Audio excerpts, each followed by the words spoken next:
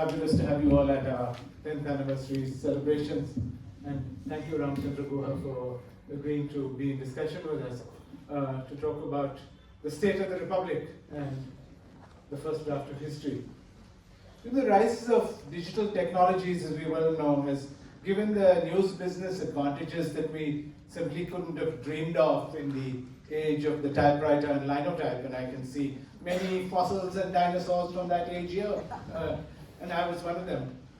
It allows us to reach audiences instantly in the way that print could never do, to reach audiences that are larger than we could ever imagine, and audiences who live in places that are more distant than any distribution department could ever get to. But the newspaper and the magazine have one quality that an iPad or a Samsung phone will never be able to replicate. In newsrooms of yore, we were frequently reminded not to think too highly of ourselves just because our story made page one of that day's newspaper, because today's newspaper is going to be tomorrow's fish wrap. I discovered the truth of that warning one evening about 15 years ago when I bought a bag of peanuts at outside the railway station in Bombay and found that the pages it was wrapped in had been torn from the magazine that I edited at the time. Perhaps because of the ephemerality of our endeavors, we have one humble brag about our journalism. It is, we sometimes console ourselves, the first rough draft of history. In an essay in Slate in 2010, Jack Schaefer explored why we keep tossing this phrase around. Journalists hope one day a historian will uncover their dusty work and celebrate their genius, he writes. But that almost never happens. Historians tend to view journalism as unreliable and tend to be dismissive of our work. They rather work from primary sources, from official documents, photographs, interviews, and the like, than from our clips. Luckily for us, Ramachandra Guha isn't one of those historians. The bibliographies of his work indicate that he is drawn from a wide variety of journalistic publications. For Savaging the Civilized, his biography of Verrier Elwin, he looked at Church Times, the independent Anglican weekly. For Corner of a Foreign Field, his masterful history of Indian cricket, he has consulted Rast Goftar, the 19th century Anglo-Gujarati newspaper. And Rebels Against the Raj, Western fighters for Indian freedom, of his 7 characters, 2 at least, B.G. Horniman and Philip Spratt, were professional journalists. Not only does Ram use journalistic sources, he has for several decades written steadily in the press with eloquence and insight. We at Scroll are honored to be able to carry his column every fortnight. So Ram, to begin with, I'd like to ask you that question that Eric Hobsbawm posed in a lecture in 1984. What can history tell us about contemporary society, and as a corollary, how does your role as a historian inform your columns? Yeah, so before I answer that, let me say something about some newspapers I have consulted in the course of my research, which you've not mentioned. The first newspaper I consulted will be known to maybe Hitesh Joshi was in this room, but possibly not even to him because he's very young. It was a weekly published from Dehradun called Yugvani, and it was edited by a wonderful man called Acharya Bhopeshwar Kothiyar, who had been a freedom fighter, who was in Banaras in 42, went to prison, and then when he came out of prison, started a newspaper which reported what was happening in Tehri Garhwal in the last years of the Raj, in the peasant movement, to unseat the Maharaja. And I remember him with great fondness because of his dignity, his uprightness, and working on his old files, not microfilms, but And the other edit I'd like to mention, since we are celebrating Scroll, and Scroll is headquartered in Mumbai, is the great Krishna Raj of the Economic and Political Weekly. If you read any of my books, the footnotes have EPW all over.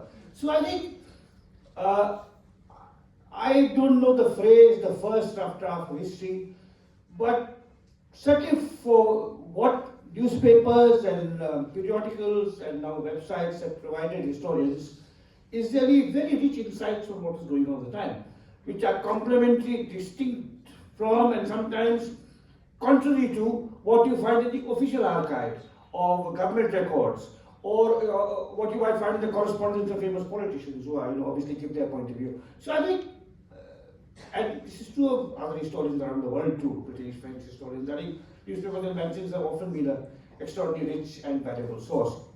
Now, I started writing for newspapers by accident.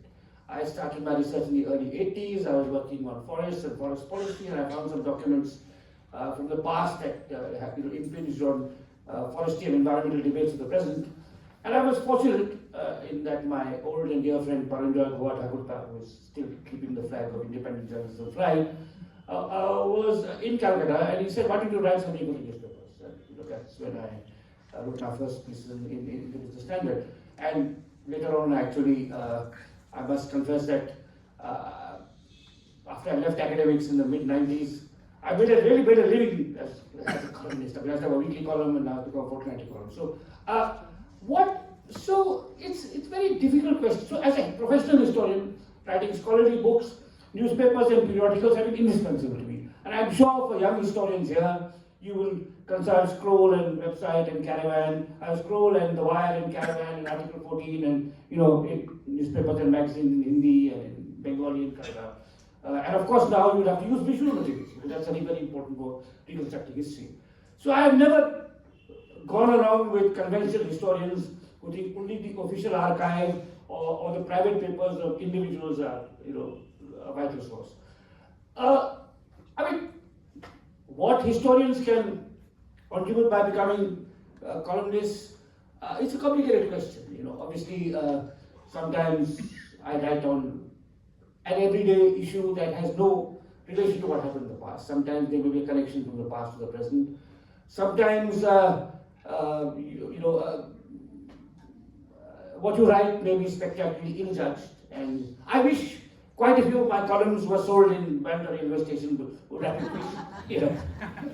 and were not there onto the digital space for young people to recover from the archive and point out how spectacularly wrong or misguided I was about certain things. But I think it's not just, there's a cliche that the press is the fourth estate and is vital, it's a pillar of democracy and it's now threatened, not just in our country but in many countries around the world, and hence you need to reinvigorate what remains of the free press. But it's not just that. I think they are an incredibly valuable primary source for reconstructing the past from the age when print began. So if you're a historian of the medieval or the ancient period, obviously newspapers have no use. But at least from the 18th century, I think they're absolutely vital to what a historian does. Your choice of subjects is delightfully eclectic, as Shoaib pointed out over the years. You've written about cricket, of course, but your columns have also included something about the food historian K.T. Achaya, your godfather. You've even quoted from the letters of the romance novelist Barbara Cartland. Do you have a plan at the beginning of the month about what the next few columns will be? How does this process? Yeah. So I think I should pay tribute to the editors, who have allowed at least me and others to become columnists. And I'm sitting with two editors. So I could praise the two of you, but I think that sincerely and honestly, but I won't for the moment, maybe later on in the conversation. So the first column I got was from Nirmala Lakshman of the Hindu. It began as a big column, then it became a general column. And then she allowed me to range as widely as I could. And the next column I got was courtesy Avik Sarkar of the Telegraph, who not only allowed me to range as widely as I could, he allowed, permitted, encouraged me and all his other columnists to be as brutal, as polemical, as direct, as confrontational, as libelous as they wanted to be, sometimes at his own expense. So I actually criticized the Telegraph in the columns of the Telegraph and certain decisions they took. And I once wrote to the Telegraph, this will be of interest to many of you here. I once wrote in the Telegraph that, and it was slightly disingenuous my phrasing, but understand why. I said, every editor or senior journalist in India, with very few exceptions, either wants or has already got a Rajya Sabha seat. Editor or proprietor. And someone asked me, how could you say that? In fact, your co-author Vasu Jain said, it's true, but how did you manage to say it? I said, because I know Avik Sarkar has turned down Rajya Sabha seats from every party and does not want it. So I think that kind of freedom. And of course, I've also had good desk editors. So in the Telegraph, there was Ranshu Mukherjee, there was Bhaswati Chakravarti, now there is Udala Glio Mukherjee. So these editors, I think, their foresight, their vision, their character, their independence, and also their eclecticism. So that I didn't always have to write about politics. Since I have other interests in books, in music, in sport, I go occasionally, and of course, writing about people, and particularly dead people. I mean, I've become a kind of default obituarist of the Indian press because the Indian press doesn't carry obituaries. You know, I remember that when C. Subramanian, the great agriculture minister, died, he was the pioneer of the Indian Revolution. Every Indian newspaper said, so in my state it was Chief Minister Deve Gowda mourns the death of C. Subramanian. Here it would have been Prime Minister Atal Bihari Vajpayee mourns the death of C. Subramanian. Only the economists carry the proper obituary. So Indian newspapers don't carry obituaries. And I started become, as to the extent that one senior scholar has said, that you have to die before Ram writes about you. I don't think it's accurately true. I mean, I written about some living people too, and I have a forthcoming column about one of my great living heroes, the Chipko pioneer Chandri Prasad Bhatt, and yes, of course, Achaya was dead. So I think a lot has to do with the editors I've been privileged to work with. And it may not be an accident that none of them have been from Delhi. What are the pitfalls of a historian discussing contemporary politics? It's clear that every now and then your trolls will bring up, for instance, your suggestion that Nitish Kumar should become the head of the Congress, or when you expressed your faith in the robustness of Indian institutions in the face of the Modi onslaught. Absolutely. I mean, I think that's a peril of commenting quickly on current affairs, but it's also a peril of maybe arrogance and hubris. When incidentally that comment about Nitish Kumar was made not in a column, but in an interview with Barkhadat, which went much more viral than any column would have, and which is why it's haunted me ever since.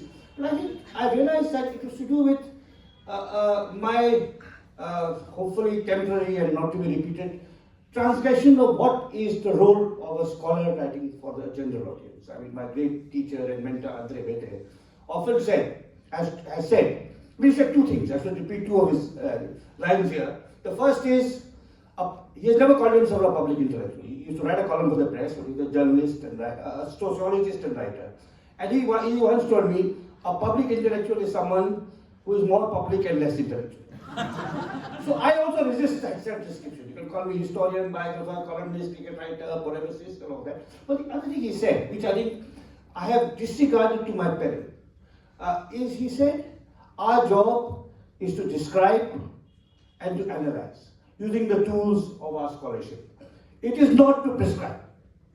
Leave that to the economists or the astrologers.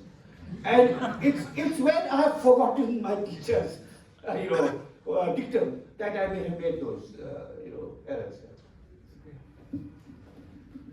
Ram, moving on to a less lively subject, I wanted to ask you about democratic backsliding in India, which is a subject that's been greatly debated. There's a serious scholarly debate. On one hand, we're being described as an electoral autocracy. On the other hand, some are arguing that, well, this is just a case of recency bias. That we've forgotten that India from its very conception was a centrist state. Draconian laws have been around for decades. Federal agencies have been misused in the past. Electoral funding was always skewed in favor of the ruling party. And so the argument goes that all of this is just the dying embers of an old elite, which is unable to stomach that power has slipped away from it. Now, as a historian, you don't suffer from a recency bias. You actually take the long view. So I wanted to start by asking you, how do you assess the state of Indian democracy and how does it compare with the past? So, it is true that there have been elements of centralized state control for a very long time. It is true that on our statute books there have been colonial era acts that have been used to suppress dissent and curb free expression right from the time of the First Amendment to the Constitution. All that is true. And yet it is also true that in the last 10 years there's been democratic backsliding.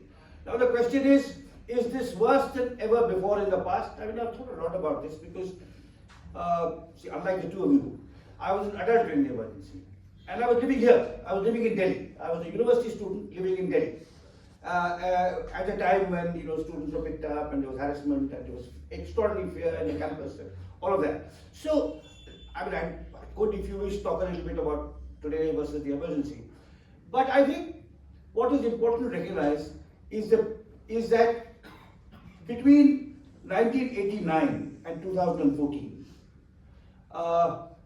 there was much more freedom for institutions, including the press, the judiciary, the civil service, the police, and I think this has quite a lot to do with the fact that there were coalition governments. So Nehru is a very interesting and complicated figure, and maybe it's possible that there were checks on Nehru to begin with, even within his own party. So there was Patel, there was Azadi, there was Azad, there were towering figures. In civil society, you had people like Kamaladevi Chattopadhyay, who would, always call. That's it. There's a wonderful biography of hers being published next month by Nico Slate, which I heard all of you to read. So there was civil society activists like Kamaladevi Chattopadhyay, Mridula, Sarabhai, who could criticize and shame Nehru because they'd gone to jail with him and they're telling him what are you doing in Kashmir, what are you doing here. So, but in his later years, Nehru did get somewhat distant. I wouldn't say imperious, but the fact that the Congress was in power everywhere meant that there was a kind of homogeneity of views. Of course, on the other hand, the chief ministers that Nehru worked with, such as Bidhan Rai in Bengal or Kamraj in Tamil Nadu or Y.B. Chavan and Morarji in Bombay, were never as deferential as the chief ministers today are to Narendra Modi. But then you had Indira Gandhi, who in many ways is a precursor to Modi. I mean, I've written, again, talking about lines, I've shared a little bit about lines and prognosis I'm embarrassed about. A line I will stand by, which and I'm proud of, which I first used in print about 4 or 5 years ago, was Narendra Modi's Indira Gandhi on steroids. Now, that's a line that will obviously offend the Modi bucks, but it won't use the Congress either. Right? Okay, because there is, Rahul Gandhi and Sonia Gandhi missed no opportunity to tell us of their connection with Indira Gandhi. So the emergency is a sobering parallel, and it's used all the time by this government. Of course, there wasn't a majoritarianism. But on the other hand, during the emergency, since I lived through it, I can take one difference between the emergency and then and now was that every state government was ruled by the Congress, by Tamil Nadu. Today you have different states run by different opposition parties who are direct, confrontational vis-a-vis the center. So I have no doubt that in terms of his intentions, his attitude, his party's policy, this is Indira Gandhi on steroids. But there are spaces for resistance, there are spaces for dissent, because of much of India, including important states, are not ruled by the BJP. One of the most interesting statements made in the last 2 or 3 weeks, which sadly has not been picked up by many people, including, I'm not sure if the Scroll has reported it or glossed over it. It's a statement made by Jagan Mohan Reddy, twice in 1 week. Jagan Mohan Reddy has been known to have been one of the non-BJP chief ministers who is deferential, compliant, even with regard to many things, not just Article 370. He has said twice in a week, I wish in the next elections no party gets a majority. Is that because his rival TDP's Naidu is now No, it's because the state doesn't have space to breathe. I think that's what it is. In terms of making requests, decent, reasonable requests to the center. I mean, the way you saw the protests here by Karnataka and by Tamil Nadu and by Bengal. Yeah, he's been cornered over special status, not firmly asking for that. So I think he's sort of. So that could be. It could be also. It could be the rivalry or the fact that TDP. But I think I don't think that's what happened in the next elections. I hope I'm wrong that we don't get a majority government. But I think authoritarian large majorities. People forget how arrogant and authoritarian Rajiv Gandhi became with 400 seats. To begin with, he enjoyed a lot of goodwill, so he did great things like the Mizoram Accord, the Punjab Accord, the Assam Accord, and then you see all that went wrong. And in his desperation to win a majority the next time, he did Muslim appeal to Shah Banu, Hindu appeal to Ayodhya, then he brought in the press defamation bill. So there have been precedents. I think that's important to recognize. There have been precedents. There's a dark side to this regime, which is his majoritarianism and his bigotry. But even in terms of personality cult, he is Modi's Indira Gandhi on steroids. I mean, let's be clear about that. Ram, you mentioned majoritarianism. It's February 21st, exactly a month ago, Prime Minister Narendra Modi was in Ayodhya, taking the lead in the consecration of Ram Temple, with everybody from the country's top business tycoons, Bollywood celebrities, cricketers in attendance. It was almost as if it was, they were announcing that India is now a Hindu Rashtra, and Modi is the king. Do you think we are now de facto a Hindu Rashtra, or do you think that the constitution is still a feeble protective shield? The constitution is not our protective shield. Our protective shield is competitive politics. So, I was talking to a friend from Delhi, and you live in Delhi, and of how depressed she was telling me how depressed she felt on 22nd January. But if you are in Chennai or in Coimbatore or in Tirunelveli, that was not the case. In Bangalore, there were elements. I mean, in the BJP strongholds, of course, people going from house to house saying donate, donate, donate, and all that. So, as long as there's I think comparative politics is the real pushback we have against authoritarianism and majoritarianism, not the constitution, because the constitution has been hollowed out by so many times. I mean, let me tell a story again, which is, by the way, the only non-footnoted assertion in India after Gandhi. It's a 1,000-page book with 3,000 footnotes. But there's a story of J.B. Patnaik in J.B. Patnaik, I'm saying, I beg your pardon. This is a real goof, terrible goof of a senior moment. Let me correct myself. J.B. Kriplani, Acharya J.B. Kriplani in All India Institute in his 90s, very sick, and a nephew goes to see him, and when you go and see an aged relative in hospital who was sleeping with tubes and so on, you kind of touch his matha to see how he is. Then Acharya Kriplani opened his eyes, saw his nephew and said, I have no constitution left, all that remains are amendments. Right, and that I say, I heard this story, but I can't remember from whom. I actually think it was of Rajiv Gandhi, but I'm not sure. So I said, I don't know, but it's too good a story not to repeat that. So the constitution you can't count on. It will have to be, a competitive politics. But beyond competitive politics, those of us in, in the press, in civil society, in the universities, lawyers, judges of some principle and some conscience and some character, scholars and scientists will have to keep on doing their job. One of the things, if I just make one last point, because I come from a family of scientists, and I closely interact with scientists all the time.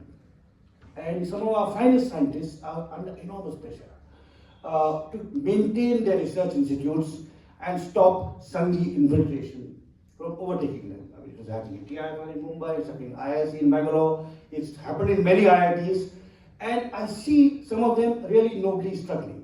Some of them have capitulated, but some have not. They want to keep quality, rigor, science intact in those bastions of really fine scholarship, and I respect that. And so I think that's where it will come, not from a document and not from invoking the constitution. Now, all the places that you mentioned where people were not depressed on January 26th are in South India. Well, I don't know about Bengal. Possibly Bengal too. Bengal too. The whole of the Northeast. Punjab. I think one of the things about this regime is that their majoritarianism is expressed first and foremost at Indian Muslims for multiple historical, political, ideological reasons. But give them a chance, it will be expressed against Indian Christians and Indian Sikhs too. You are seeing this, and you've seen it in Punjab, you've seen it in Manipur, with the blind support of this government to a majoritarian state government in Manipur, right? So, I think, but finally, of course, it will have to be us Hindus. I mean, you and me, Naresh for the moment excluded. So the Sanghis will say he's actually a Hindu, and he should be saying he's a Hindu first, and a Christian third and fourth hand, right? So I think it will have to be enough Hindus. So which is where South India and Bengal are becoming important. Yeah. Right, but on a more serious note, we are seeing in recent years much more of a North-South divide. Yeah. And you've written about it. Yeah. But this is also possibly a personal question for you. You grew up in Dehradun, Yeah. you studied in Delhi, and you moved to Bangalore. So from your vantage point, where do you think this is headed? No, it's very worrying. I grew up actually in Dehradun, which was then not part of Uttarakhand, but my first now it's part of Uttarakhand, and my first research was done in those areas. And Sharma, who is one of our most admirable writers and scholars and activists is here, and he was recently in Haldwani. And one of the most depressing things about recent developments is what's happening in Uttarakhand. Because in Uttarakhand, Aurangzeb and Babur never reached, let alone Adil Shah, or you cannot say they conquered us. The Muslims were small artisans, shopkeepers, tailors, and carpenters. There is no history of communal rights in the hills of Uttarakhand, where I grew up in, and an area on which I did my first research, and I retained close connections. And now it is reached there, and it is being promoted by, the state government. So that is, to me, and of course, by all accounts, there is vindication and triumph and exaltation at much of this. It's not a few people. It's a mass sentiment, and so something deeply disturbing and distressing and has overtaken many Hindus in India, not just in North India, but also possibly, certainly in Maharashtra, where Naresh is from.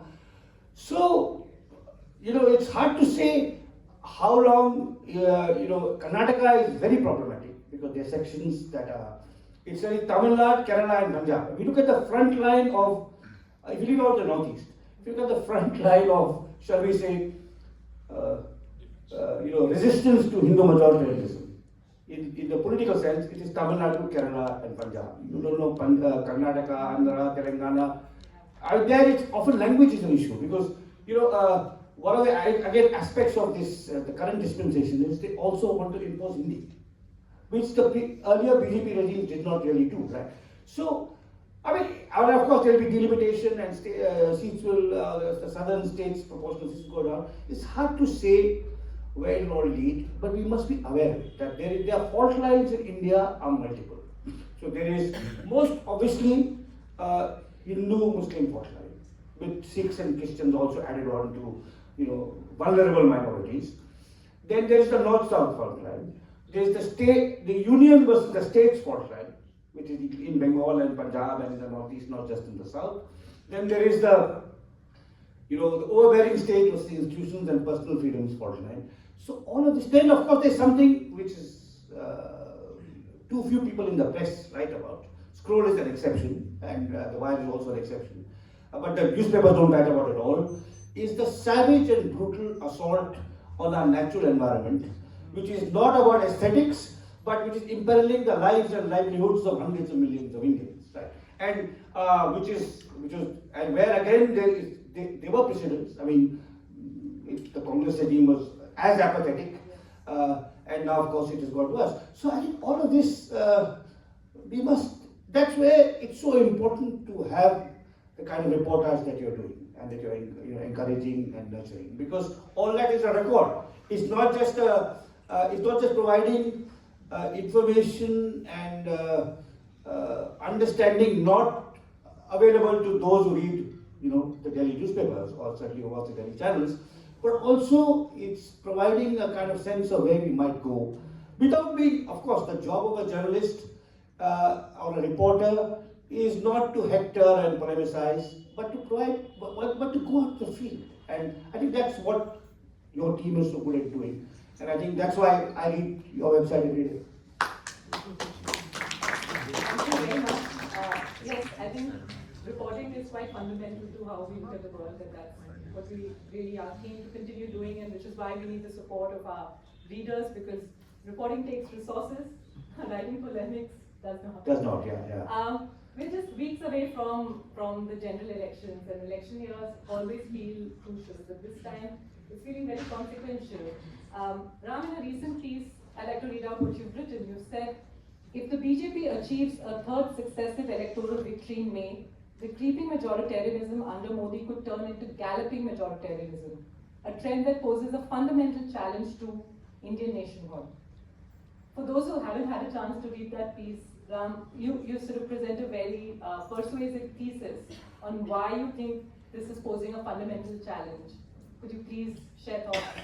No, I think that's where maybe some of my training as a historian comes in, and also my original training, which was as a sociologist. And sociologists are taught to be comparative.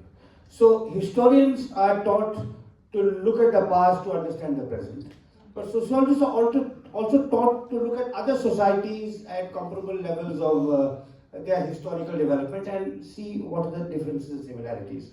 And when I talk about where India is headed, I'm also thinking of Pakistan and Sri Lanka, or Iran, or Russia. What other countries led by authoritarian leaders, reinvented histories of who the nation really belongs to. If you look at Putin's Russia, it only belongs to a certain kind of Russian. If you look at Sri Lanka, it only belongs to Sinhalese. If you look at the history of Pakistan and Bangladesh, it only belongs to Muslims. And first only it was first Muslims. Then of course you turn on the Ahmadiyas, then on the Shias, then it's only the Sunnis, then only a particular kind of Sunnis. So you see these parallels playing out in our country. And you see where that has led other nations. I mean, if you look at, people talk about Pakistan, and I also in the past have talked about Pakistan, and many people rightly say that when we became independent, our leaders said we will, unlike what Pakistan does to its Hindu and Sikh minorities, we assure our Muslim and Christian and Sikh, brethren full equal rights, and they worry about the phrase Hindu Pakistan, which I've also used. But the longer I think about it, a more salient example is Sri Lanka. And maybe even at another level, Russia. I won't get into Russia. But Sri Lanka is a place, some of you would have been to Sri Lanka. Sri Lanka in the 1970s was poised to become an Asian tiger. It had higher levels of education, health, and gender equality than by far than any country in South Asia, including India, Bangladesh, etc. It had, of course, wonderful tourist potential, which is Buddhist sites, its great modern architecture, its course. It could have become, a Vietnam or a South Korea or a Thailand or a Taiwan or a Singapore, had it not been for Sinhala majoritarianism and how it took shape, how it consolidated itself, and how it, of course, provoked a violent and often brutal reaction by Tamil terrorists, and then it led to this terrible civil war. And so that, I think these are the cautionary lessons that one learns from looking at other countries, not just that. So it's not just saying, I think that's more useful than saying Indira Gandhi was authoritarian, but actually she was not authoritarian. It may be true. Or Nehru was arrogant, but he didn't totally, but he at least listened to others speaking in parliament, which is also true. By the way. But I think if you look at around us, even Russia, Russia is a country which has the most fabulous natural resources, which had the most brilliant scientific talent and intellectual talent. And Putin has destroyed the country, and any possibility of it. Of course, on the other hand, Putin is, like our present Prime Minister, also very popular. So, there's a perversity in acclaiming him and what he's doing to his own people, not just to the Ukrainians and the Chechens. But I think this comparative perspective gives us a sense. And since, and I think Sri Lanka, though Sri Lanka is much smaller than us, that is really a very, and again, the Sinhalas, you listen to them. This is the only land we have. You hear Hindu people saying, Muslims have so many countries, Christians have so many countries. This is the only land we have. This is our land. Everyone's an interloper, a foreigner, an intruder. If you look at the rhetoric of Sinhala majoritarianism, then you look there also, Supriya, if you look at the history of the Civil War, how it started, how it intensified, look at the role of the Buddhist clergy in encouraging the majoritarian politicians. And again, here you look at our Hindu sons and sadhus. So I think this is something which has increasingly struck me, that more than Pakistan, Sri Lanka is a cautionary example. But you also go on to say that, there was civil war in Sri Lanka. Even if there isn't overt conflict in India between, say, Hindu Muslims or the North Indians and South Indians, I have to imagine that at this point. You say that without that kind of conflict, this will still erode us as a country. I think it is already eroding us. It is already eroding us. It is undermining our democracy, our institutions, our economic life. I mean, I don't talk much about economics because I don't understand economics that well. With a graduate degree? 2 degrees.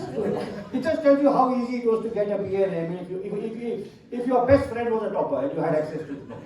Which is the truth. It's not a facetious remark, it's the truth. You know, my best friend who was a university topper and gave me his notes.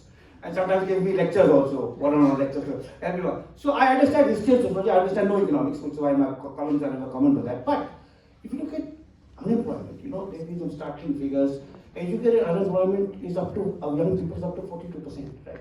So if you look at, of course, inequality, if you look at, you know, extraordinary divergence in the recent decade, I mean, things like that. So I think it is already eroding us on a day-to-day basis. It is imperiling our future as a, you know, our economic future, our democratic future, and if you look at the environmental challenge, you know, that's really very serious. And I wish, I mean, I was in, just before here, this piece that you referred to, the piece you quoted came from Foreign Affairs. Yeah. And I got a nice message from TN9, who read it and liked it. And I wrote back to him saying, you are the only economic commentator, regular economic commentator in the press, who understands the gravity of the environmental challenge. And I named some other well-known economic commentators who are not named today, who write columns all the time. And I used to be good, who just think environmentalism is a Western fad, it's unnecessary, environmentalists are holding up development. Not at all. Environmental responsibility is much more important in India than in America. And it's nothing to do with climate change. If climate change did not exist, India would still be an environmental basket case. Your city has the worst rates of air pollution in the world, which is, and the only competition is from other cities in North India.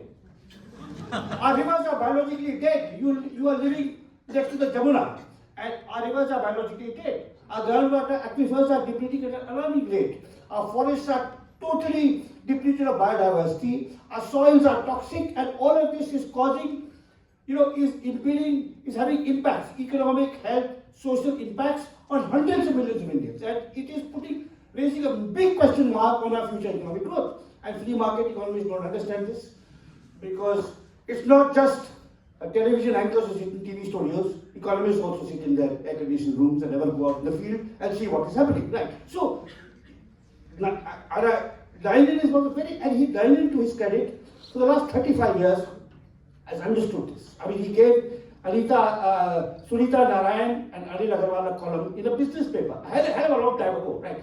So this is, and you know, I must put it for the record.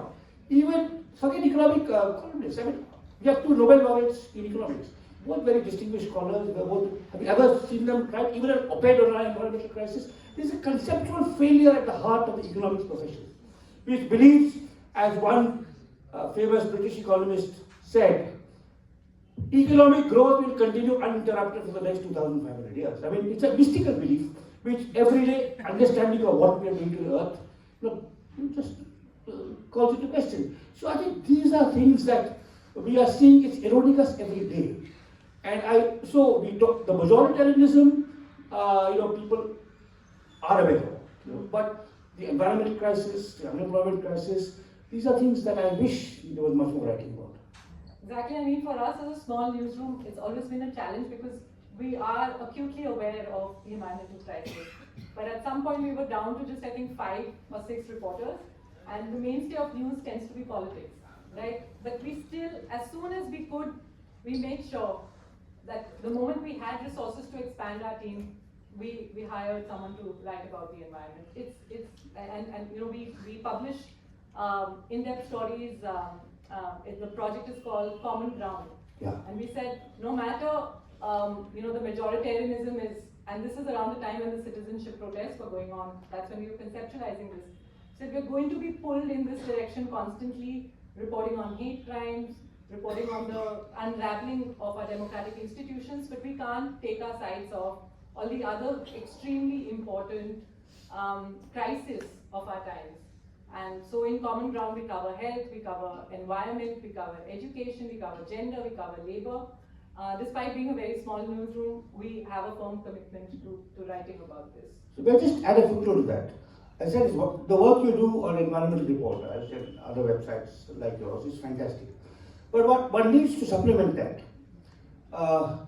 critical commentary by scholars who are well versed in the field. So, Naresh started by asking me how I started writing the press. So I spoke about my friends who, encouraged me, but I was also inspired by, shall we say, Rebecca, whom I mentioned, or Ashish Nandi. People write scholars conveying some of their insights in everyday language. Now today, as a result of the environmental movement, as a result of CHIPCO and Narmada and Center for Science and Environment and so on, we have first-rate environmental scholars. So, and I'm happy to take names. Even if Amartya Sen and Abhijit Banerjee said nothing about the environment, there are at least 50 top-rate Indian economists between the ages of 30 and 50 who really understand different dimensions of our environmental predicament. So they understand how to solve our water problem, our air pollution problem, our crop burning problem, all of that. But none of them can get an entry into a newspaper. And I say this from personal experience. I have it, and I will even name and shame the Hindustan Times and the Indian Express. Both newspapers. I know, for obvious reasons, I'm not naming the Times of India because there's no point. But the Hindustan Times and the Indian Express, I have on several occasions recommended 5 or 6 young environmental scholars. Young means younger than me, but with 10 or 15 years of research experience, to write on these issues. And they say, we want a name. Why don't you write? I say, because I mean, they are scholars, right?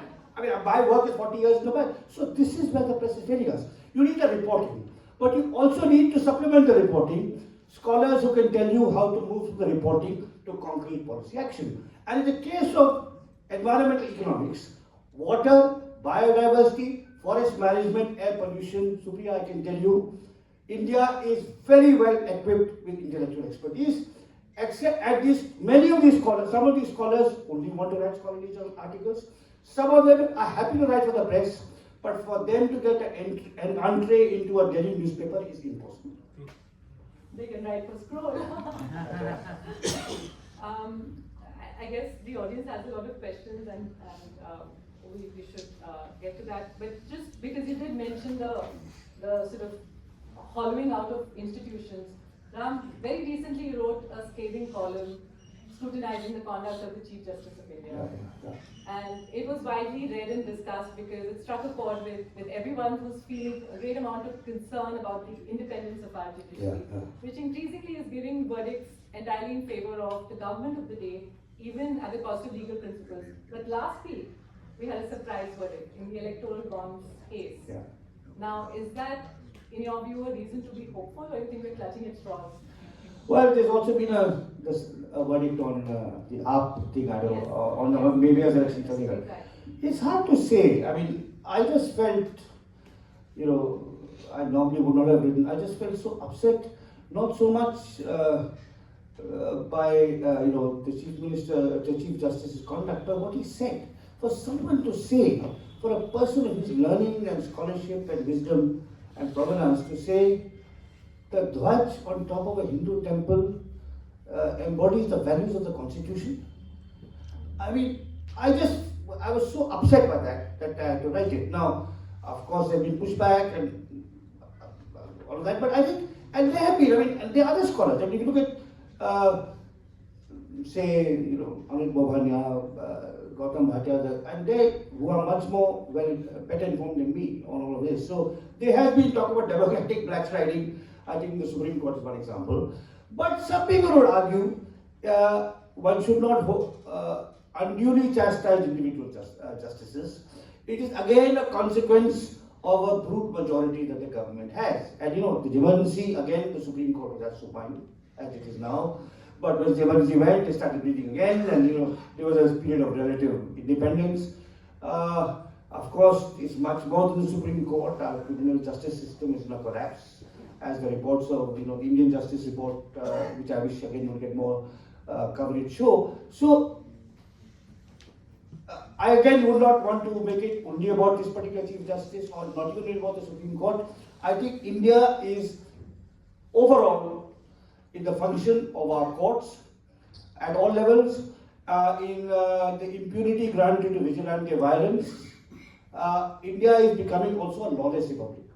That is when there's an attack on a minority and that person goes to file an FIR if the case is filed against him or her. These are things that again, should really worry us. Now I'd like to switch gears, as you have with your latest book, The Cooking of Books, an account of your relationship with your editor Rukun Nirvani. To riff off of that a little, you mentioned disagreements you've had with Rukun, and also sort of arguments you had with your cousin Dharma Kumar. In this polarized age, how does one have civil disagreements? And is it possible to actually have genuine friendships across this ideological chasm? No, I think it's becoming more and more difficult across the chasm. Obviously, I have disagreement with you. Harsh is here. Harsh and I have disagreed in public, but we're very close and dear friends. But we are still broadly would be categorized as, depending on who you are, left liberal or anti-national. I don't think both Harsh and I would fit in either category, depending on who's making that. Right. So, and possibly, I don't know. So I think, so that maybe within that spectrum. So, for example, my views on the Congress Party are not shared, but that they haven't abandoned me. I mean, the people who disagree with me about, that Rahul Gandhi is fit to lead the Congress Party, don't. But certainly, kind of across, and I think that was again in this respect also. Modi is Indira Gandhi on steroids. Nehru was not like that. If you see his kind of his day-to-day relations with Atal Bihari Vajpayee on the right or Hiren Mukherjee on the left, you can see he disagrees with them, but he is willing to converse with them, learn from them, and listen to them stating his point of view, and then he states his point of view. I think that is gone, and that is something which is deeply saddening. During the COVID pandemic, Representative John Lewis died, the great civil rights activist, and I would see, because he was inspired by Gandhi, I wanted to, read and listen to the opportunities that were appearing. And one said, someone asked him, what did you learn from Gandhi? Because he came to India several times. I mean, King came only once, but John Lewis came several times. And he also started a kind of a Gandhi fellowship to encourage India-America dialogue. And he said, what I learned from Gandhi was how to disagree without being disagreeable. It's a beautiful line. And by the way, you want to learn that from Marxists. Not just from Hitlervadis, you want to learn that from Marxists also.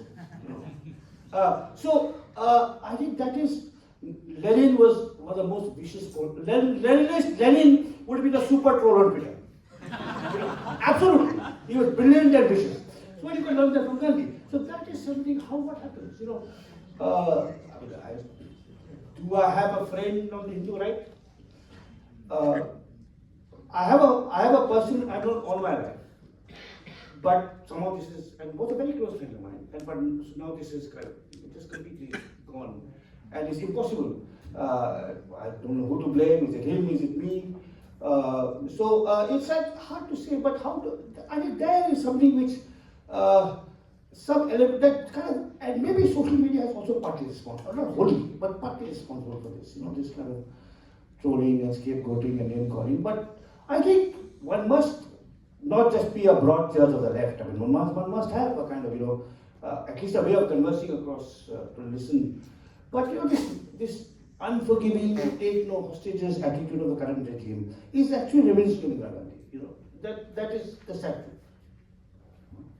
Reading your correspondence with Rukun Nirvani is fascinating, and the sarcasm with which he sort of comes back at you. What are some of the qualities that make him such a great editor, and what are the qualities that go into making an editor of the sort you admire? So I think an editor, there's an epigraph to that book, which says, an editor must be incredibly modest and incredibly arrogant. Arrogant to think that he or she can change the pros and the arguments of someone who's an expert, and modest because it appears in somebody else's name, right? And another person who was like that was Krishna Raj of BPW, who nurtured so many of us, and he was just extraordinary. And he ran this great ship for so many decades, and he was never there. He was invisible. And I don't know, did you ever visit the office? Shahi Bhagat Singh Marg, Hikari House, remember? Just such a one small chair and a pile of books and no fancy air conditioned cabin, nothing. And so that I think the two of you also doing a great job. I mean, I don't want to flatter you unduly or put nazar, but you are able to nurture all these reporters in the way in which Rukun Advani nurtured all these book writers and Krishna Raj nurtured all these young scholars. You know, and one of the things that Krishna Raj would do, which I would just like to, two things I say about Krishna Raj, since not many people here know him. He edited the Economic and Political Weekly for almost 40 years and made it absolutely the finest journal of ideas and debate, probably in the world, not just in India, of its kind. It was unique. Two things he would do were, one was he, and if I have to be a little personal here, because my book on Rukun Advani is here, so people can read it.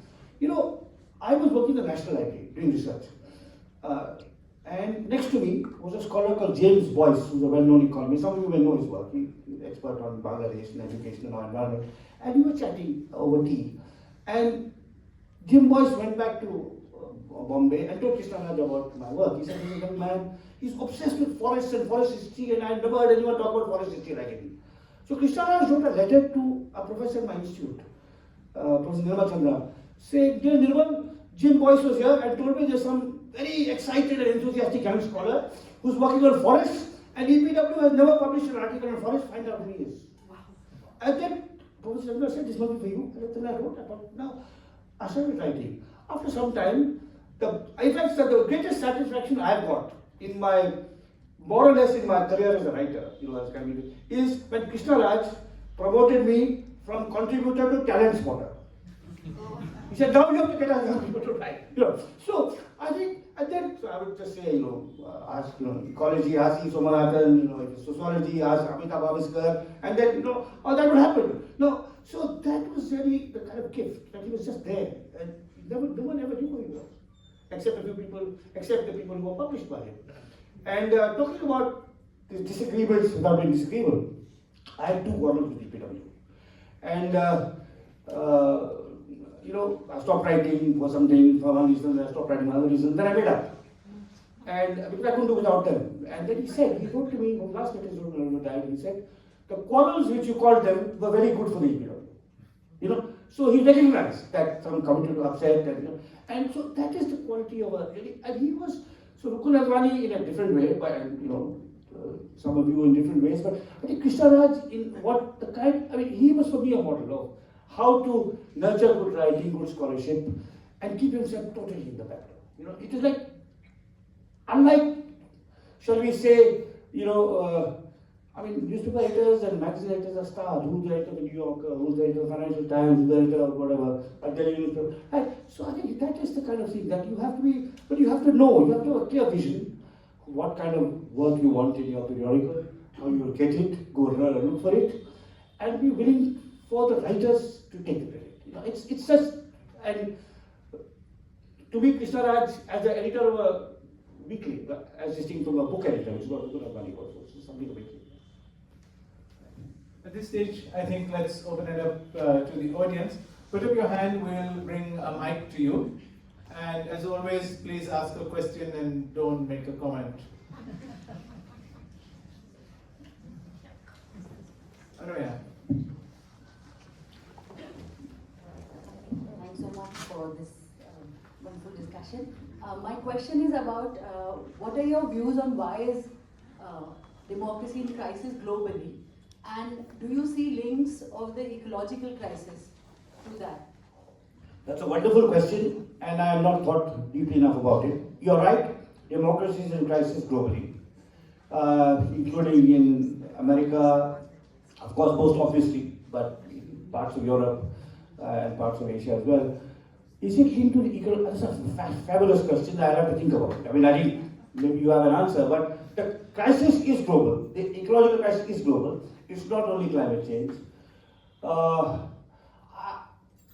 I think probably social media has also something to do with it. And I don't know why it's called social media, by the way. Someone should think of a better pickup for it, you know. Anti-social media is too crude, but something better. Because, you know, this kind of moving away, only dealing on social media, never taking press conferences, you know, rhetoric abuse, you know, sound bites. Yeah, so but you given me a very interesting thought. I mean, is it to do with the ecological crisis, sir?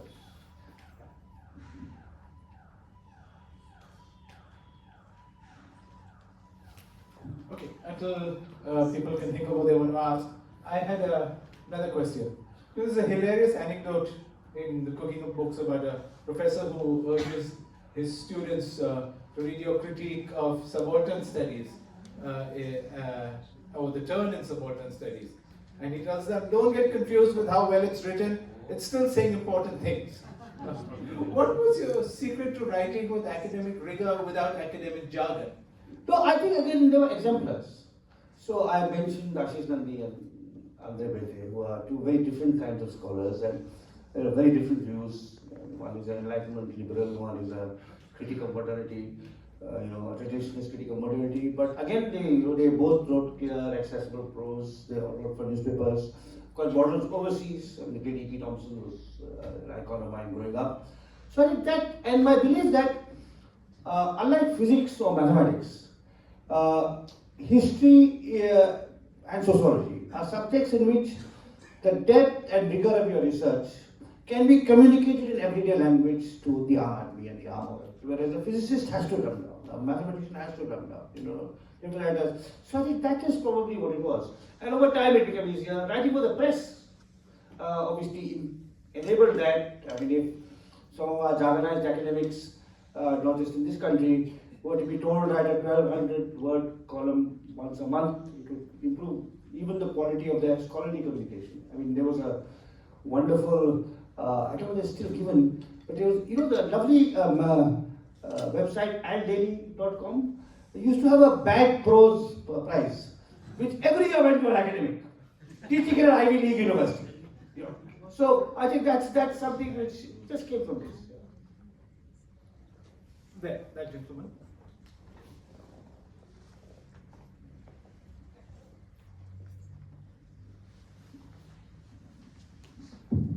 Hello, I'm Sanjeet, a PhD candidate from JNU. So my question is, in light of recent books from Taylor Sharman and Aditya Balasubramanian, that in the scholarship for the longest time this idea existed that there was some sort of Nehruvian consensus in the making of modern India.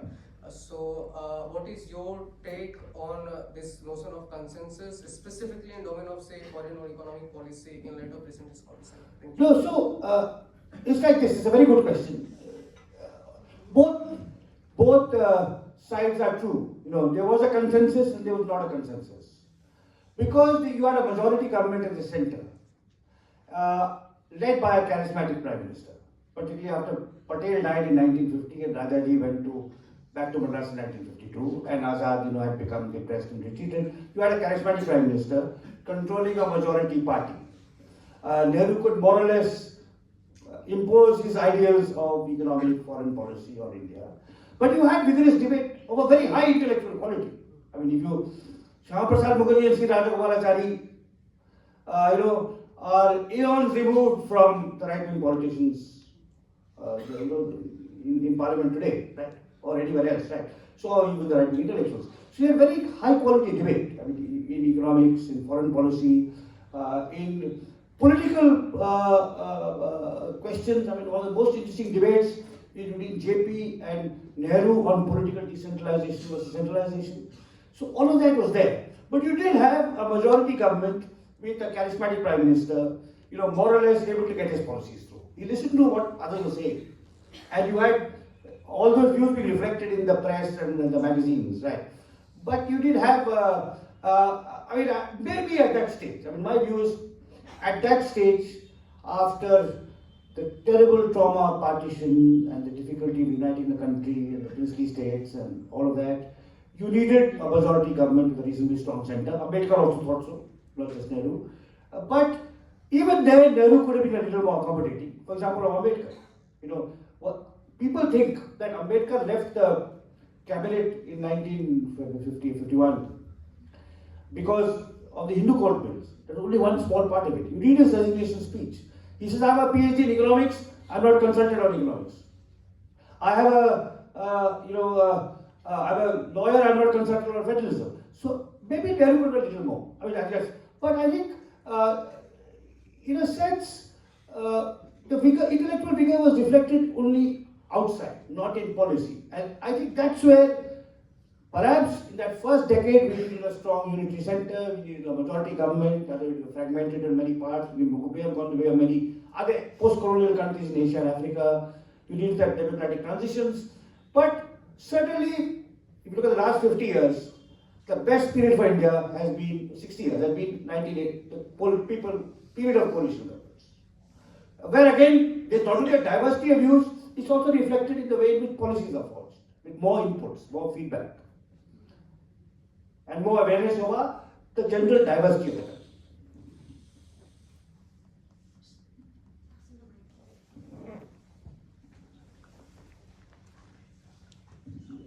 I'm Nazimuddin Siddiqui. I teach sociology at Jamia Millia. So my question is, as you were mentioning about Manipur, Assam, Northeast, of course, Scroll is doing wonderful work there, doing so many reports from there. My question is, when citizens do not get justice from the institutions that are meant to protect the citizens or give justice to the citizens, what is the way out? I mean, is there even a solution? Because what is happening to Manipur, what is happening to Assam now, the person who is heading the state is lying every day, creating an atmosphere of hate. So what is there any answer? I mean, I know, it's a very difficult question, but where do we go from here? No, you're absolutely right. I mean, those parts, a vulnerable minority in a border state is almost close to defenseless. Because also it's tough for the press to get their right about it. So I don't have an answer. I hope it is not more violence, would be our hope. But if this, the two examples you give of majoritarianism in Manipur and what it has done not just to the Christians, even to the not insignificant Muslim minority, living on the fringes of the Imphal Valley, right? And of course in Assam, where you have this, really, maybe Aditya Nath on steroids, if I may say. Absolutely. Okay, if I may say that. So, absolutely. So it is, again, I don't have the solutions, that's why we must be aware of it, write about it, well, encourage the kind of reportage that is carried in Scroll in other places, and make it more visible. And so I think it's, it is something which is deeply worrying.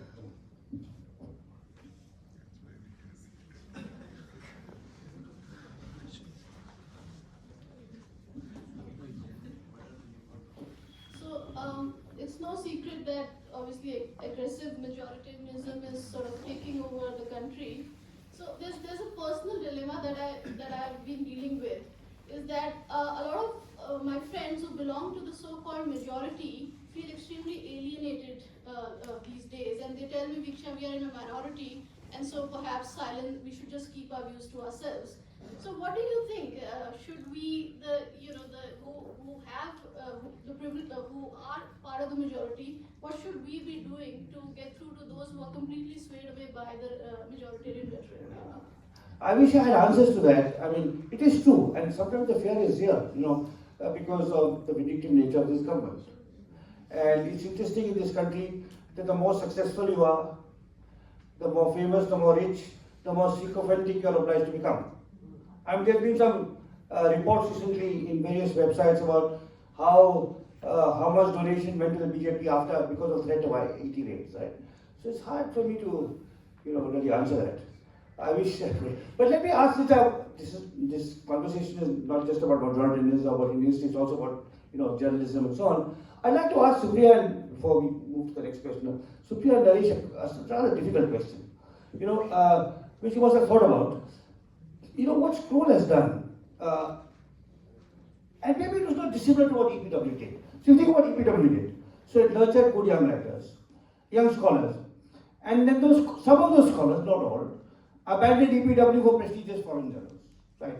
Now, something similar has happened to Scroll, in that you've nurtured 10 or 15 wonderful reporters whom I've followed and admired and read and learned from, and then I find that their byline is no longer on Scroll.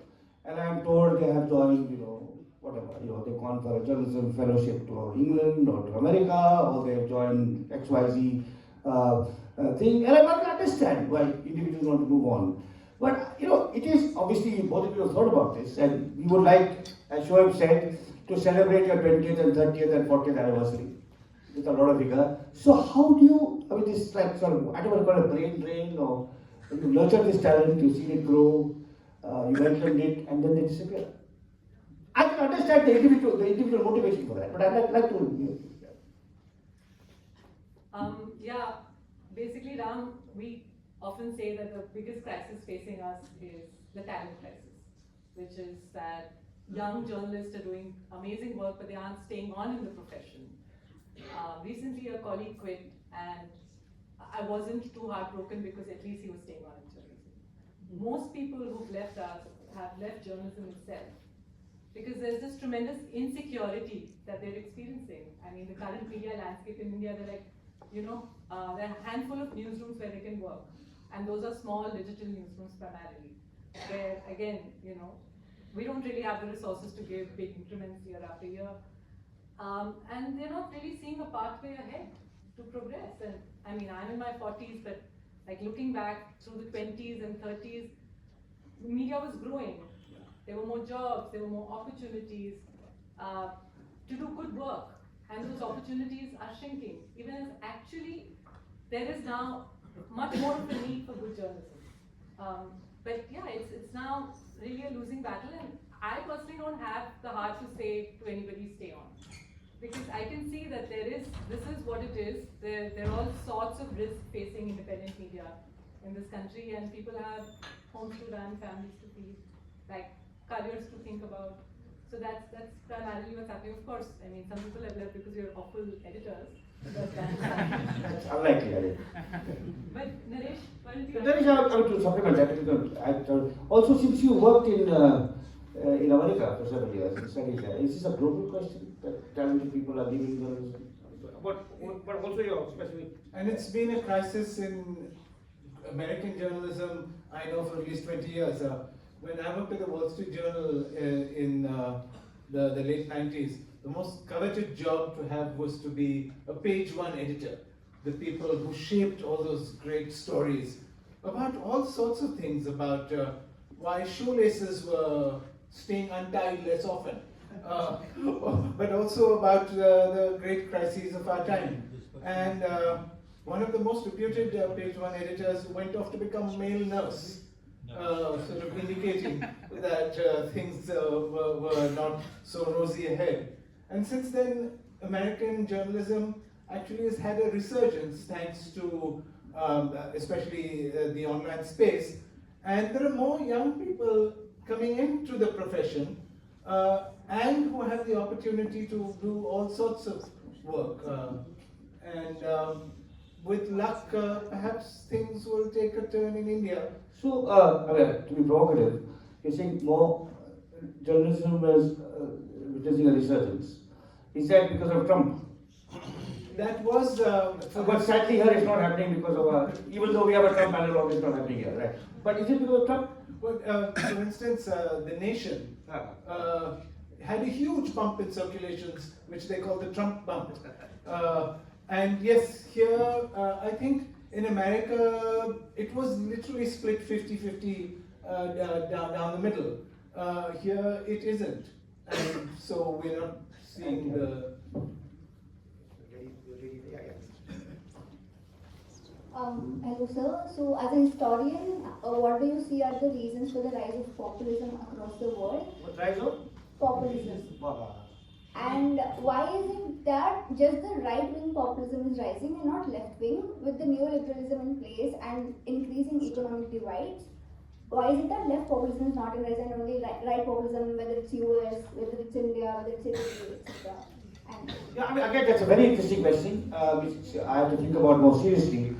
It's not true that left-wing populism is absent. I mean, the Occupy Wall Street is not that long ago. So, and in Latin America, there have been left-wing movements. But yes, I think it's a particular kind of nationalism. I think which has taken a sort of a irredentist ethnic term. Hungary for Hungarians, America for Americans, India for Hindus, whatever, Pakistan for Muslims. Israel for Jews and no space for Palestinians. Somehow identity has become more important than economic interest in how people are behaving. At least that's something where one has to understand. Why is it that people are so much more stoked? I mean, so clearly, Marx's idea that the economy is determinant in the last instance or first instance is not working here. Yeah, it is. I mean, so it is that there is a kind of a cultural turn to politics, which is found expression in hyper nationalism and right-wing populism. Though, as you say, inequalities are immense. But what happens is, where in America the white worker blames it on the Chinese. In India, the Hindu blames it on the Muslim. Right. Now, though it is not, the causes lie elsewhere. The causes lie in a flawed economic model and other kinds of things. Yeah, it is. It is a bad times everywhere. I mean, I don't know where. I mean, I used to think that one of the politicians I admired greatly, or more than any other politician currently, I wouldn't say greatly, in the last 10 or 15 years, was Angela Merkel. Right? And now she's also gone. Right? She had points of moderation, of sensibility, of relative openness given the German history. It may not have been an accident that all of this was possible because she was not on Twitter. And you're not seeking to impress your audience all the time. So who is the politician in power? You have some remote, either in power or in opposition. I mean, that is really that's so.